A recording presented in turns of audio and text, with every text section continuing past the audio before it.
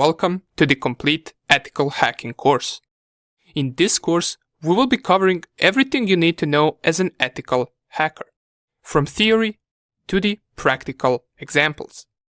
We will start with basics first, and the further we go in the course, the more intermediate and advanced stuff we will cover. Knowing theory and practicing different attack methods that we will learn will eventually make you a master in ethical hacking. But wait a second. We just started the course and I'm already talking about being a master in ethical hacking. Let's slow down a little bit. What even is ethical hacking? And what does an ethical hacker do? Or you might also wonder, can I get in trouble by doing this? Don't worry. Remember, we are ethical hackers.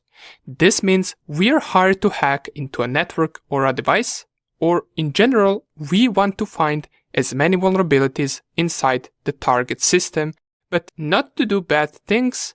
Quite opposite, we want to secure them. An ethical hacker who is hired to find as many vulnerabilities in a certain system is also known as a white hat hacker. Now, I mentioned a word system quite a few times by now. What do I mean by finding vulnerabilities in a system? Well, system can be anything. It can be a network of multiple computers, or it could be just one single computer. It could also be some company's server that they keep their important data on. We could also be targeting a web page or a website. A vulnerability, on the other hand, is anything that could allow someone to have an unauthorized access to that system. We are there to discover them and secure them. But why are we doing this?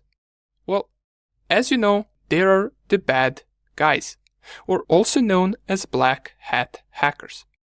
Their goal is also to find vulnerabilities in a system, but not to secure them. Instead, they want to perform malicious activity once they gain access to that system. That is the difference between a white hat hacker and a black hat hacker. A white hat hacker is there to find vulnerability, notify the person that hired him, and let him know of a possible unauthorized access. You can think of us as a cyber police. We are there to protect. A black hat hacker, on the other hand, is there to perform malicious activity such as stealing your data. They could also try to steal your online money. They could install a virus or a keylogger on your PC and track everything that you do. They can go as far as doing something like stealing your identity. However, the methods white hat and black hat hackers use can be quite similar. The difference is we as white hat hackers must make sure that we have a permission to target a certain system. An example would go like this. We get hired by a certain company. That company could have a website, different networks with computers inside the building where, for example, employees work. It could also have large servers and databases holding important company data. And as we already know, our goal is to make sure that data is secured from cyber attacks, that also employees and their machines are also in a secure network, and that website doesn't have any bugs that could present a threat to that company. How do we do all of this? Well, we do it by attacking the company. We act as a black hat hacker would, but with a different goal. Okay, but here we come to another problem. You might be wondering, well, how am I going to learn this? Or how am I going to practice this? I just said that we need a permission to attack any system, right? Well, don't worry. We will simulate all of these targets with the help of our home devices, and also with the help of virtual machines. It will be exactly the same, just this way you won't be breaking any law while you practice, since the targets that you will attack will be yours. Okay, more about virtual machines later. Right now I want to give you a small challenge. One of the biggest online cyber attacks is something called phishing. In most cases, Phishing is an act of black hat hackers tricking you into entering some of your private data, such as usernames and passwords, into a web page that isn't to be trusted. This is one of the ways how they steal online accounts. Let me show you. Here I have two Twitter login pages. One of these two that you can see right here is a fake login page, and the other one is real. Let's take a quick look at them. So let's take a look at the first one. Here it is. And if we take a look at the second one, they appear to be exactly the same, right? Have you figured out which one is real and which one is fake? The first one that we saw is the fake login page, while the second one right here is real one. Let's mention some of the obvious reasons why this page right here that you're looking at is a fake login page that can be used to steal your account.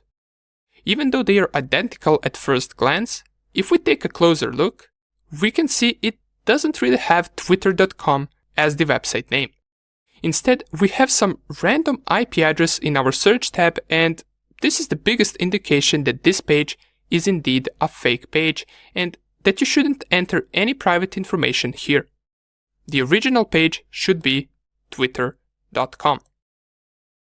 Another thing we can notice is that next to the website name, on a real page, we have this green lock right here. And this green lock indicates that this is an HTTPS page, or in other words, it is secured, as it says right here, secure connection. Usually phishing websites won't be HTTPS and they won't have this green lock right here. However, this too can be forged in a more advanced phishing attack. And just to compare, our fake login page doesn't have this green lock. If we click right here, it says connection is not secure. And even though many of you probably knew these things already, if you were in a hurry and you got redirected to this fake login page, you could potentially enter your password here, and little do you know, in just a few seconds, your account has been compromised and stolen by the bad guys, since the information that you enter right here on this page gets sent to them and not to twitter.com. But don't worry if you aren't familiar with these type of attacks. Throughout the course, we will learn not only how to secure ourselves from these attacks and how these attacks work, but also we will learn how to perform the attacks themselves. And by the way, we also have a Discord channel where we answer your questions, so if you haven't already, feel free to come and join us in Discord, since that is where we notify everyone about any new course updates that will come out, and that is also where you can reach out to us in case you run into any problem during the course. Nonetheless, I welcome you once again, and let's get straight into the course.